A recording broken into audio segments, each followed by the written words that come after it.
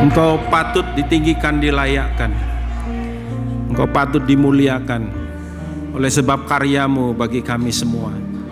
Kami semakin menyadari bahwa tanpa Engkau kami pasti binasa. Karena perbuatan baik manusia seperti kain gombal di hadapan Tuhan, tanpa penebusan dan kematian daripada Kristus sendiri. Terima kasih untuk kedatangan-Mu ke atas muka bumi ini. Terima kasih untuk pengorbanan-Mu bagi kami semua. Bapa, hari ini biarlah ibadah ini tidak sekedar sebuah perayaan biasa, tapi biarlah lewat ibadah ini kami dibawa semakin memahami dan mengerti akan kasih-Mu buat kami semua. Biarlah lewat ibadah ini Tuhan boleh terjadi terobosan dalam pola pikir, dalam paradigma kami mengikut akan Engkau. Tidak hanya status kami sebagai orang percaya, tapi lebih daripada itu, kami boleh mengalami Engkau. Firman ini datangnya dari Engkau. Bapa, berikan kepada hamba-Mu ini kemampuan untuk boleh menyampaikannya kepada setiap kami yang ada di tempat ini. Kami membuka akan pikiran kami, akan hati kami, akan seluruh keberadaan kehidupan kami. Terobosi kami dengan kebenaran-Mu. Kristus, Engkau sang kebenaran, nyatakan diri-Mu di tengah-tengah kami. Biarlah kami pulang dari tempat ini tidak sama lagi dengan ketika kami datang. Di dalam nama-Mu yang berkuasa, kami berdoa, kami minta semuanya. Kami mengucap syukur. Yang percaya dan setuju berkata, amin. Silakan duduk saudara-saudara yang terkasih. Selamat hari kematian. Hari ini kita memperingati kematian. Hari Minggu kita akan memperingati kebangkitan, yang adalah puncak kemenangan daripada rangkaian karya keselamatan yang Yesus kerjakan buat kita. Multimedia tolong ditampilkan. Tema kita kali ini adalah The Holy One. Dan diambil dari ayat Mazmur pasal 16 ayat yang ke-10. Saudara, inilah yang disebut dengan Messianic Prophecy atau nubuatan tentang Mesias. Ada kurang lebih 300 sampai 350 kurang lebih nubuatan Messianic atau Messianic Prophecy yang ada di Perjanjian Lama. Dan sebagian besar sudah digenapi lewat kedatangan Kristus yang pertama, dan nantinya akan digenapi sepenuhnya ketika kedatangan Kristus yang kedua. Seringkali disebut dengan the first advent dan the second advent, ya. Dan Raja Daud berkata dalam Mazmur 16, tentu saja by the inspiration of the Holy Spirit, ayat yang ke-10 dikatakan, sebab Engkau tidak menyerahkan aku ke dunia orang mati, dan tidak membiarkan orang kudus-Mu melihat kebinasaan. Ya.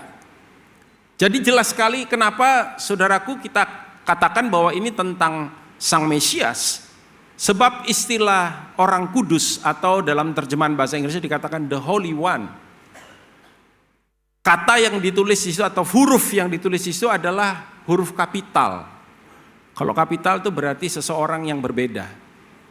Ya, kenapa misalkan tadi Daud tidak menulis orang kudus-Mu itu semuanya pakai huruf kecil, ya? Kalau istilah kita bahasa Indonesia. Kenapa kau pakai kapital atau huruf besar? Karena itu memang tidak berbicara, dia tidak sedang berbicara tentang dirinya. Dia sedang berbicara tentang seseorang yang akan datang. Nah, kita tahu bahwa keterkaitan antara Daud dengan Kristus itu kuat, ya. Kenapa? Kristus itu dibilang the son of David, putra daripada Raja Daud. Line of kingship, itu jalur kerajaan itu ada di dalam dirinya, saudara. Your Holy One.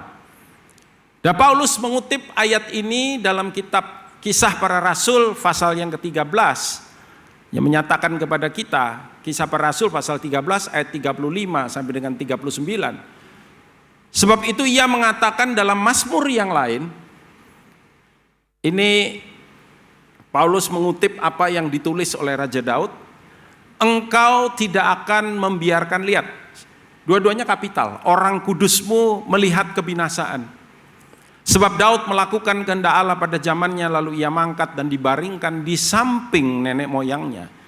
Dan ia memang diserahkan kepada kebinasaan, karena Raja Daud adalah manusia biasa.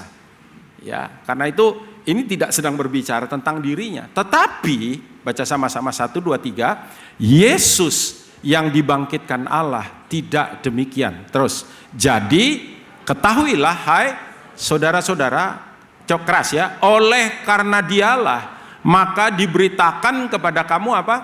Pengampunan dosa. Dan di dalam dialah setiap orang yang percaya memperoleh apa?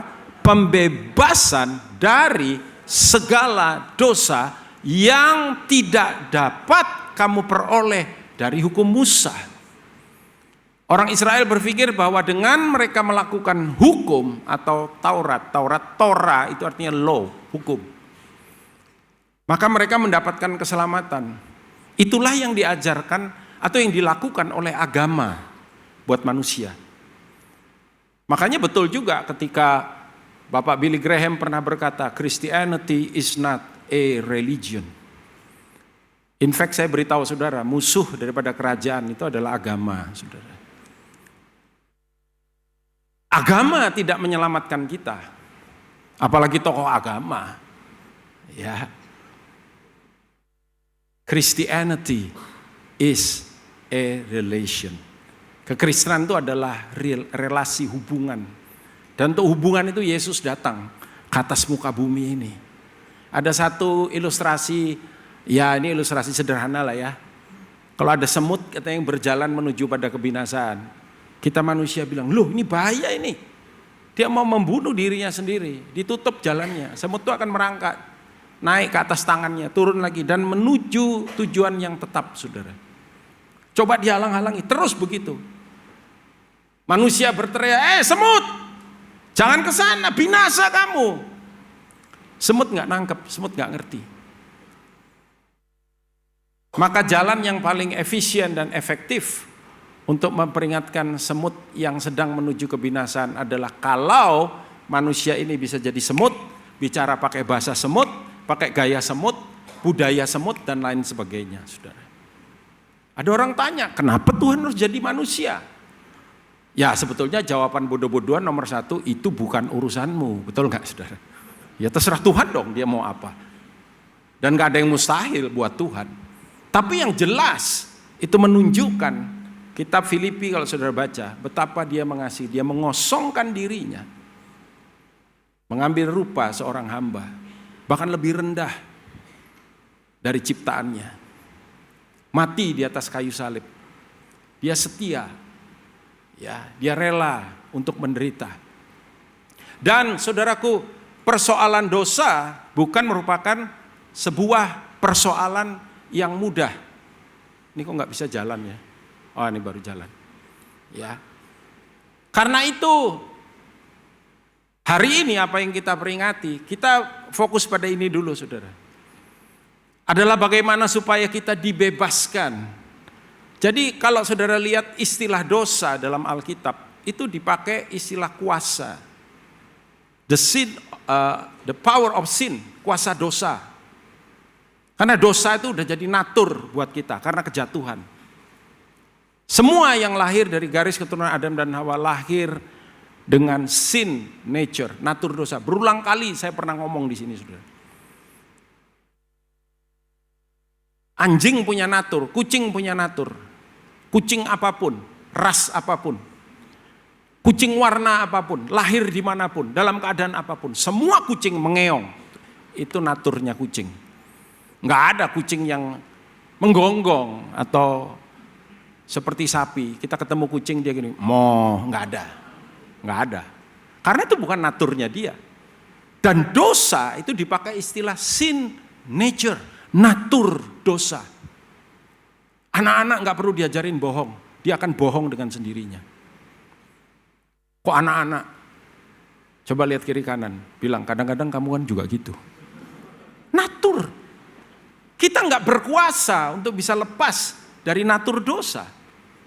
Semua manusia dilahirkan dari ras apapun, dalam keadaan apapun, kondisi bagaimanapun, tanpa Kristus pasti binasa, saudara.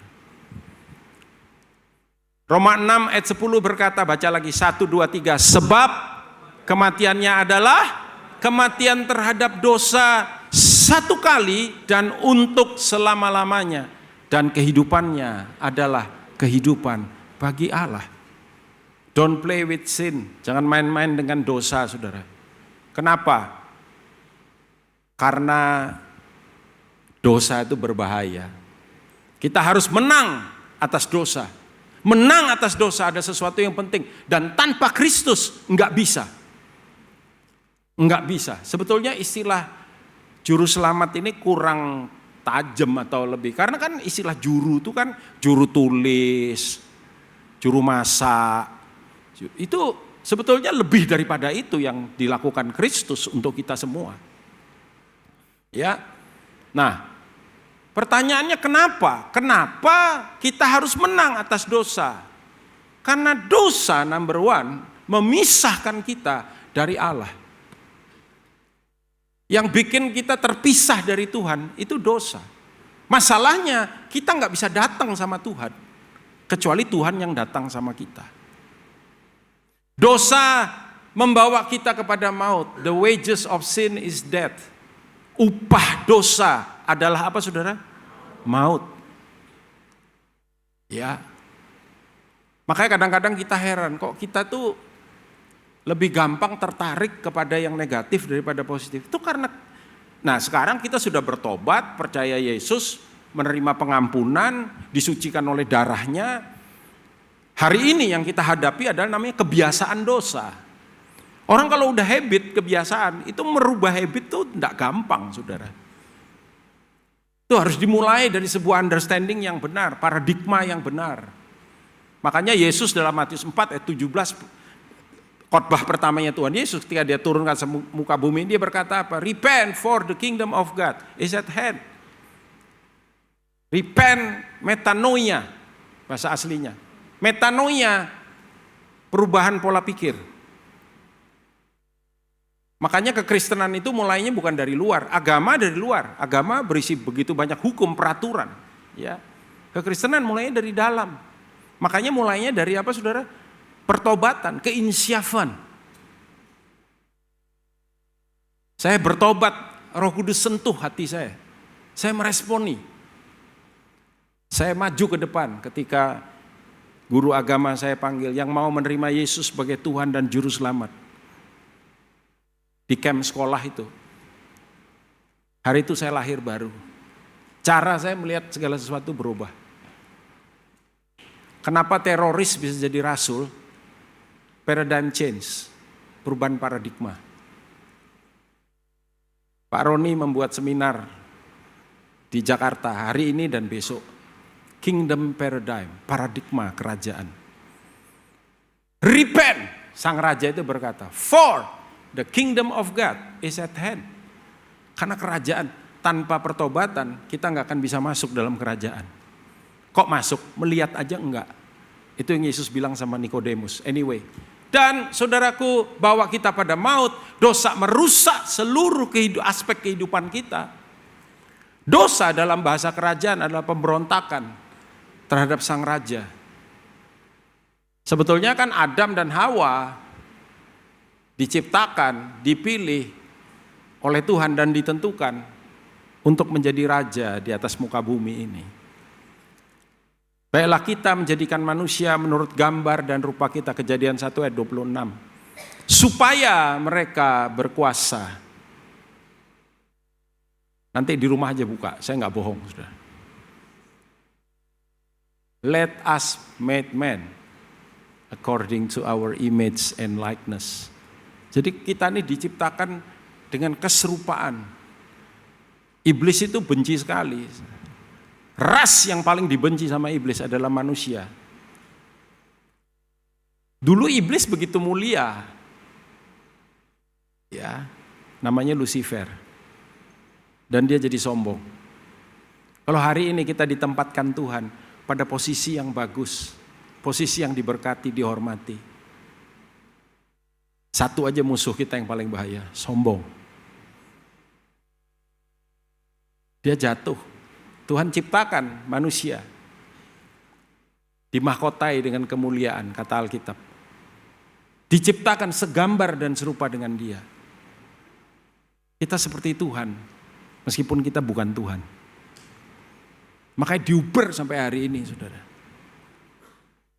Dan iblis tahu akhir daripada keberadaannya di mana. Dan dia pengen mau ajak kita. Makanya kalau orang seringkali guyonan ya, wah enak di neraka, bisa ketemu artis-artis. Ini orang nggak tahu yang modelnya neraka tuh kayak apa. Kalau aja sampean tahu, sampean akan geru-geru. Coba kasih tahu kiri kanan, ojo sampai kue tutuk kono disian gitu. Mumpung masih di sini, amin saudara. Karena itu hari ini tadi ketika kita muji nyembah Tuhan, saya menikmati sekali. Berapa banyak saudara yang menikmati praise and worship hari ini? Angkat tangan saudara, amin saudaraku. Bahkan kalau misalkan pun tidak ada khotbah, kita pujian penyembahan aja sampai selesai. Fine. Hati saya disentuh sama Tuhan, diingatkan lewat pujian yang kita naikkan. Pujian itu sebetulnya untuk Tuhan, tapi mengingatkan kita. Praise and worship ini juga khotbah loh saudara. Ya, kalau saudara nanya, puji, kenapa sih kok mesti nyanyi-nyanyi Pak? Nggak mau langsung firman-nya, ben cepet, aku cepet mulai gitu kira-kira. Saya kasih tahu saudara, praise and worship itu adalah khotbah yang dinyanyikan. Ya, kita diajar lewat pujian yang kita nyanyikan. Bahwa dia adalah anak domba yang tidak bercacat, yang mati bagi dosa-dosa kita. Bahwa dia layak untuk ditinggikan, dipuji, dimuliakan. Bahwa dia berkorban karena kasihnya. Itu kan yang tadi dinaikkan. Sama dengan khotbah saya ini. Saudara. Cuman itu bentuk nyanyian, ini bentuk apa? Narasi. Ya. Dan dikatakan dosa hanya dapat dikalahkan melalui korban Kristus disalib. Kenapa saya bilang dosa merusak seluruh aspek hidup kita? Dengar baik-baik saudara. Kejahatan yang kita lakukan. Jadi sebenarnya gini, bukan karena kita berbuat jahat kita berdosa sebetulnya. Kebalik.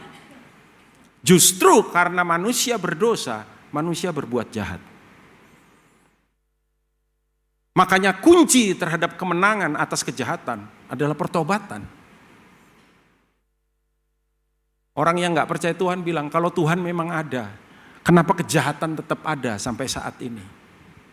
Kejahatan ada karena tidak ada kebaikan. Ruangan ini cukup sejuk, ya, cukup sejuk. Kenapa saudara? Karena ruangan ini tidak panas. Coba kalau ruangan ini kita mulai orangnya ini kira-kira let's say ya mungkin ya sekitar 200 something orang yang datang kira-kira hari ini. Misalkan gedung ini kapasitasnya 800 ya Pak Tejo ya. Gedung 800 sih kira-kira ya. Full 600 cuman, ternyata 600. Misalkan kita isi 1000 saudara. Yang datang 1000. Wah, pengerja seneng. Wah, ke Pak sing teko Pak. Ayo lu ngundi wis pokoke sak karepe kate lu ngarep kene ya oleh wis pokoke. 1000 yang ada di ruangan ini. AC ini ada ukurannya saudara. Ada kapasitasnya. AC ini udah dihitung kalau misalkan 600 orang full di gedung ini akan tetap sejuk. Tapi kalau yang datang 1000 itu namanya over capacity. Kapasitasnya AC bisa sejuk, ruangan sudah tidak memenuhi. Kenapa? Karena manusia datang tuh bawa panas tubuh. Tubuh kita nih anget panas. Betul nggak saudara? Kalau nggak percaya coba pegang dahi saudara. Kalau dingin berarti saudara kena flu. Itu hukum fisika. Tapi dalam dunia kebenaran juga sama, saudara. Ketika kita bertobat, maka kita diselamatkan, kita disucikan, dikuduskan, kita dikeluarkan. Sifat dosa hanya bisa dihancurkan. Nanti kita lihat lebih dalam, saudara. Dengan Kristus, Kolose 1 ayat 19 sampai 22. Karena seluruh kepenuhan Allah berdiam di dalam Dia dan oleh Dialah Ia memperdamaikan segala sesuatu dengan dirinya, baik yang ada di bumi maupun yang ada di sorga, sesudah Ia mengadakan pendamaian oleh apa saudara? Darah salib Kristus. Juga kamu yang dahulu hidup jauh dari Allah dan yang memusuhinya dalam hati dan pikiran, seperti yang nyata dari perbuatanmu yang jahat. Sih, dari dalam keluarnya. Sekarang diperdamaikan di dalam tubuh jasmani Kristus oleh kematiannya untuk menempatkan kamu kudus dan tak bercela dan tak bercacat di hadapannya. Itu sebabnya kenapa tiap minggu, kecuali nanti hari Minggu ini kita memperingati kebangkitan, kita ada perjamuan kudus untuk mengingatkan kita. Yesus bilang lakukan ini untuk mengingat akan aku. Mengingat apa? Mengingat karyanya. Setiap minggu kita diingatkan, saudara, oleh tubuh yang tercabik-cabik, darah yang tercurah. Ini memang simbolis. Tapi mengingatkan kita ketika kita melakukan sesuai firman, it's happen. Terjadi dalam kehidupan kita. Lewat apa yang Kristus lakukan, maka kita memperoleh kehidupan kita berubah, ya. Baik konteks kekal nanti, waktu kita meninggalkan dunia yang fana ini, kita dapat jaminan keselamatan. Kita tutup mata di bumi, kita buka mata bersama Dia. Tetapi juga sementara kita hidup di atas muka bumi ini, saudara, karya Kristus itu komplit, ya, secara spirit maupun secara fisik. Ya. Nah, apa yang dilakukan oleh buah daripada pembenaran karena korbannya bagi kita? Oke. Saya akan akhiri khotbah saya dengan ini. Sekalipun kalau saya bilang akhiri enggak berarti lalu cepat selesai, ya. Ini ada 25 poin. Enggak, ini cuma beberapa aja. Number 1, ini yang paling penting, saudara. Pengampunan dosa. Katakan pengampunan dosa. 1, 2, 3. Nah, kenapa ini penting? Coba saya mau nanya, berapa banyak saudara di sini yang bilang, Pak, saya sudah sempurna, Pak? Ada enggak, saudara? Berapa banyak saudara yang bilang, jujur Pak, saya belum sempurna? Semua angkat tangan. Saya juga belum sempurna, saudara. Dalam bukan ketidak, ya, tapi kalau tidak itu kan sama sekali pedot itu di situ. Tapi kalau belum tuh in the process, ya. Dalam kebelum sempurnaan kita nih, bisa nggak kita bikin salah, saudara? Bisa banget, bisa banget. Makanya pengampunan dosa penting. Efesus 1 ayat 7 dan 8. Sebab di dalam Dia dan oleh darahnya, di dalam Dia dan oleh darahnya, 1, 2, 3, sama-sama, kita beroleh penebusan, yaitu pengampunan dosa menurut kekayaan kasih karunia-Nya yang dilimpahkannya kepada kita dalam segala hikmat dan pengertian. Ada beberapa kata kunci di situ, tapi salah satu yang penting adalah kasih karunia. Sekalipun kita bukan penganut hyper grace. Kalau hyper grace bilang Tuhan sudah bayar semua dosa. Betul. Nanti ditanya lagi, semua dosa itu dosa yang kapan? Sebelum, sekarang, kalau yang di depan gimana? Banyak orang bingung nanya saya, Pak, ada pengkhotbah bilang, Pak, semua dosa kita, dosa dulu, dosa sekarang, dan dosa yang akan datang, Tuhan sudah bayar semua, dibayar lunas, nggak pakai cicilan, nggak pakai kredit, lunas dibayar. Percaya nggak, saudara? Tuhan bayar dosa kita lunas. Berarti misalkan nanti 2 jam lagi, saudara bikin salah, dipotong orang di jalan, lali, naik Kristen. Ngawur, salib potong balik. Salah nggak di hadapan Tuhan, saudara? Salah. Wah, puji Tuhan, udah dibayar. Aman saya. Apakah begitu, saudara? Tidak. Karena ada ayat lain yang berbicara tentang pertobatan. Setelah dosa sudah memang sudah dibayar sama Tuhan. Tuhan tidak bayar separuh-separuh, udah dibayar semua. Tapi persoalan jatuh dalam dosa itu harus dibereskan lewat apa, saudara? Lewat pengampunan dosa. Oke, saya kasih ilustrasi, saudara. Pak Daniel, mbok jangan khotbah yang ruwet-ruwet, Pak. Ya, yang simpel aja. Saya kasih ilustrasi, saudara. Saya beli mobil di sebuah dealer mobil. Ya ini karena bensin mau habis katanya lebih baik ganti ke mobil listrik katanya. Saya nggak dorong saudara. Ini bukan himbauan bukan. Logika aja, ya. Lalu kemudian dealer mobil ini, bosnya yang punya mobil ini nggak bisa lihat mobil jelek, bukan jelek ya, kotor, nggak bisa. Maka dia memberikan jaminan kalau beli mobil di showroom saya, dia dealer lah. Dealer masih ada nggak ya sekarang ya? Masih ada ya. Kalau beli mobil di tempat saya kasih jaminan, salah satunya benefits daripada beli di tempat saya, keuntungan adalah saya nggak suka mobil kotor. Kami akan kasih servis pembersihan mobil gratis. Oke ya, kalau saudara beli mobil lalu yang punya showroom atau yang punya dealer itu bilang, kita punya fasilitas khusus untuk mobil bapak, ibu kami jamin bersih, kinclong. Senang nggak saudara? Senang. Ada kontraknya. Dia janji nih kalau kami melanggar ini kami akan menerima akibatnya. Senang dong, kita beli, kita keluar, kita pakai. Ya. Weathernya cerah, wah kita senang, wah jalan-jalan, jalan.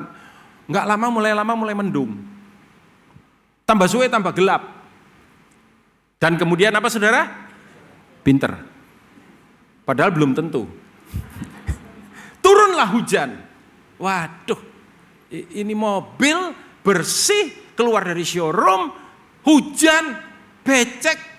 Apalagi rumah saudara mungkin ya ada daerah-daerah yang ya saudara jalan jerot kena, aduh kotor. Tapi saudara bilang begini, tapi saya ingat janji bapak yang punya showroom itu bahwa mobil saya ini pasti kinclong. Saya aminkan itu, saya percaya, saya aminkan, saya percaya. Saudara pulang ke rumah. Nginep 1 malam, besok mobilnya kinclong enggak?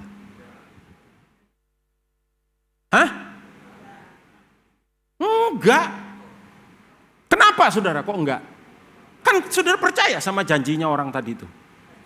Kenapa enggak? Pertanyaannya, bagaimana caranya supaya mobil itu jadi kinclong lagi? Balik ke orangnya, itu loh saudara. Kesalahannya hyper grace itu di situ. Dalam doktrin keselamatan itu ada 3 kunci, itu justification, sanctification, glorification. Pembenaran, pengudusan, pemuliaan. Pembenaran dan pemuliaan itu Tuhan kerjakan, kita nggak bisa. Kita nggak boleh muliakan diri kita sendiri. Kita juga nggak bisa membenarkan diri kita sendiri. Kita tuh dibenarkan dan dimuliakan. Tapi sanctification, pengudusan, itu adalah merupakan salah satunya tanggung jawab kita.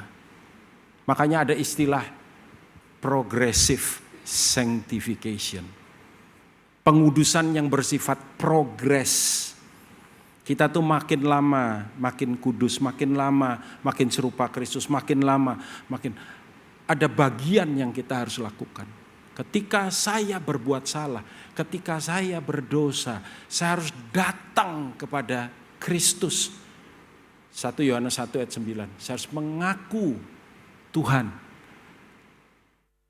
bodoh saya, ampuni saya Tuhan. Saya salah. Kuduskan aku, sucikan aku. Oleh karyanya, keselamatannya atau lebih tepatnya pembenarannya sudah disediakan. Pengudusannya sudah disediakan, tapi saudara mesti balik. Kalau Hyper Grace bilang nggak perlu, karena sudah dibayar, udah komplit, udah dibayar, nggak perlu. Kalau kamu minta ampun, itu malah kamu seperti tidak percaya bahwa dosamu sudah dibayar. Enggak begitu, saudara. Orang kita salah aja sama sesama aja, salah sama teman, salah. Oh, dosaku sudah diampuni, saya enggak perlu say sorry sama dia. Tuhan aja ngampuni, masa dia enggak? Nangkap saudara? Ya. Senggol kiri kanan sudah bilang, kita bukan hyper grace. Sudah? Senggol dulu, kita bukan hyper grace. Sekarang kasih tau lagi, kita amazing grace gitu. Dan yang kedua, ini kemerdekaan dari perbudakan. Kenapa dosa itu bahaya, saudara? Dosa itu memperbudak.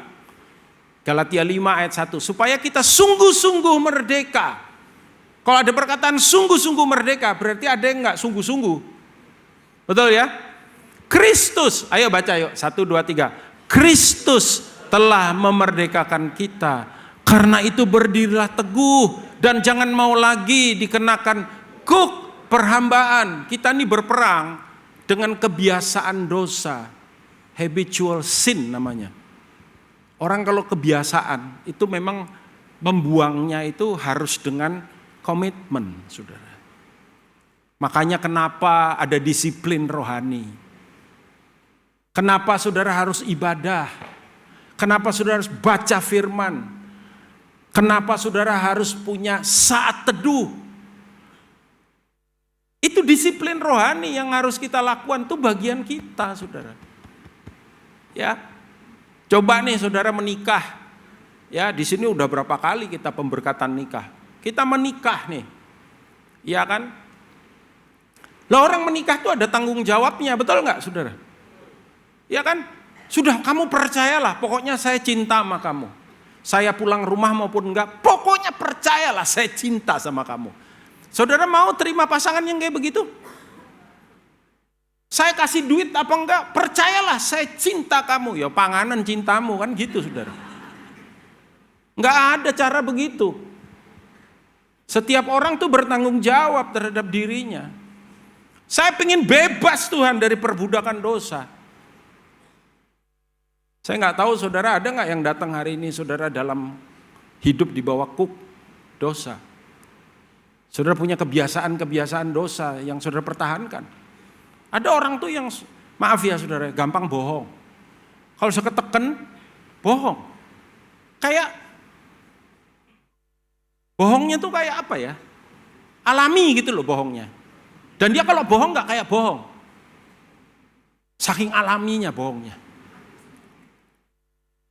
Ada orang tuh yang gampang tersinggung. Menyimpan kekecewaan, kemarahan. Sebenarnya gini saudara, ketika kita bertobat, hati nurani kita yang mati itu hidup. Dan hati nurani yang hidup ini oleh Roh Kudus yang ada di dalam kita, itu bekerja sebagai alarm. Ya, saya pernah nih khotbah nih saudara. Dan ya karena responnya jemaat itu kurang, saya jujur waktu itu, saya rada jengkel lihat jemaat itu. Jadi saya ngomongnya tuh rada keras. Sekalipun gak ada nada penghinaan apa, cuman keras aja gitu. Habis khotbah, doa, pulang nih. Roh Kudus bilang sama saya, hakmu apa kamu marah-marahin mereka? Yang mati buat mereka itu bukan kamu, yang mati buat mereka itu Yesus. Saya bilang, Tuhan ampuni saya mau belajar. Itu alarm di dalam batin saya, di dalam hati saya, yang mengingatkan saya bahwa, hey, you are wrong. Kalau itu terus saya tutup telinga saya nggak mau dengerin lagi, saya pertahankan keberdosaan saya. Maka saya ada dalam perbudakan. Ya. Coba hari ini kita pastikan nanti kita pulang, kita betul-betul merdeka. Amin, saudara. Nggak ada kuk lagi, nggak ada kuk apapun. Keterikatan apapun. Meskipun tuh kelihatannya baik. Dan please, jangan jadi orang yang suka ngomong gini, saudara. Saya ini memang begini orangnya. Kalau mau ya terimaan, kalau enggak ya sudah. Saya ini memang begini, itu namanya fixed mindset. Pola pikir yang kaku, fixed mindset, atos. Nek jadi wong ojo atos-atos, soro sampean. Bener, Tuhan akan proses habis-habisan, saudara. Harusnya itu open mindset. Ya. Ini saya nggak marah loh, enggak loh saudara. Ya, Ini karena saya mengasihi saudara. Ada orang tuh yang ngatos bawaannya saudara. Dikasih tahu kadang ya, tapi masuk telinga kiri, keluar telinga kiri. Bukan kanan, kalau kanan masih ada yang nyantol. Melebu kiri, metu kiri, mendal. Kono sing melebu blas. Lalu rekonsiliasi dan pendamaian dengan Tuhan. Kalau kita nggak berdamai dengan Tuhan, berarti kita bermusuhan dengan Tuhan. Betul nggak saudara? Roma 5 ayat 10-11. Sebab jikalau kita ketika masih seteru diperdamaikan dengan Allah. Oleh apa saudara? Kematian anaknya, lebih-lebih kita yang sekarang telah pasti akan diselamatkan oleh hidupnya. Ayat 11, baca lagi sama-sama. 2, 3. Dan bukan hanya itu saja, kita malah bermegah dalam Allah oleh Yesus Kristus Tuhan kita. Sebab oleh Dia kita telah menerima pendamaian itu. Ketika kita berdamai dengan Allah, kita bukan seteru Allah, maka kita hidup di dalam rencana, rancangan, dan kehendaknya. Dan tidak hanya itu, kita juga mengalami pembenaran. Sekali lagi, kita tidak benar karena kebenaran kita. Kita ini dibenarkan, saudara. Ayatnya berkata begini, Roma 3 ayat 23-24. Karena semua orang telah berbuat dosa dan telah kehilangan kemuliaan Allah. Ayat 24, keras ya, 1, 2, 3. Dan oleh kasih karunia telah dibenarkan dengan cuma-cuma karena penebusan dalam Kristus Yesus. Telah diberikan kasih karunia dan telah dibenarkan dengan cuma-cuma. Gratis itu maksudnya saudara. Dikerjakan oleh, yang mengerjakan itu apa? Anugerahnya, kasih karunia-Nya. Grace. What is grace? Apa itu kasih karunia? Salah satu definisi yang gampang itu namanya unmerited favor.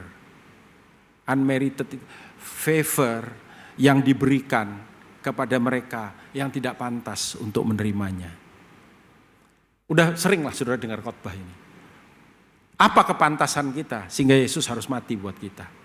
Nggak ada. Semata-mata itu dilakukan hanya karena kasih-Nya kepada kita. Makanya kitab Efesus juga berkata bahwa keselamatan itu adalah the gift of God. Gift of God, sorry. Ya, itu bukan hasil usahamu melainkan pemberian Allah. Kata pemberian itu gift. Bahasa Inggris kalau pemberian ada dua, gift, satu lagi reward. Kalau reward saudara mesti lakukan sesuatu. Itu agama begitu, sistem agama. Ya, kamu baik, ya kamu diampuni. Ya kan? Nanti kalau di kekekalan ditimbang. Ya istilah amazing grace itu tadi loh. Saudara, itu kan diciptakan oleh seorang pedagang budak yang kemudian bertobat. Yang dia bilang, saya ini bajingan. Tapi hanya oleh karena anugerahnya. Saudara. Ada seorang pembunuh berantai di Amerika yang sangat terkenal, yang salah satunya kekejamannya dia, itu kegilaannya dia lebih tepat, itu makan daging orang yang dia bunuh. Dan ketika kemudian dia tertangkap, namanya Jeffrey Dahmer. Ketika Jeffrey Dahmer, seorang bapak mengunjungi dia. Dan bapak ini, putra satu-satunya, adalah korban daripada Jeffrey Dahmer. Ya, ketika berjumpa dengan Jeffrey Dahmer, dia peluk Jeffrey Dahmer dan dia berkata, I forgive you and I accept you as my own son.